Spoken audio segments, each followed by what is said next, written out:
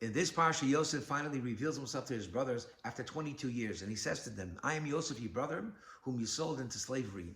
And then Yosef says to his brothers, do not be upset for the fact that you sold me because you thought you're selling me into slavery, but really God sent me here to assume the leadership, and I can now support you and the whole family in this time of famine. Please go and bring our father here.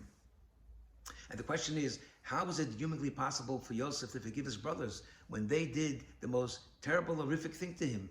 They kidnapped him, sold him into slavery, robbed him from his youth and being with his father. How can he forgive them?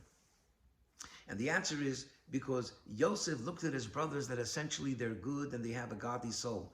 The fact that they sold him was because of external factors and reasons, for whatever reason they had, but it wasn't really them. It was something external.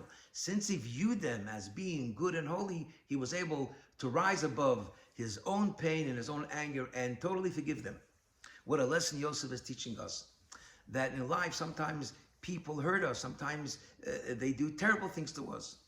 How could we ever forgive?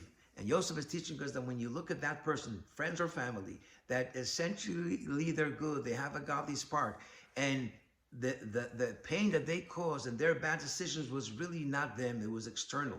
And therefore, if you view them as being really good, you can also rise above your pain and truly forgive that person with your full heart. And when you forgive someone with a full heart, then you yourself become refined and you are elevated to a much higher spiritual level. Have a very good Shabbat.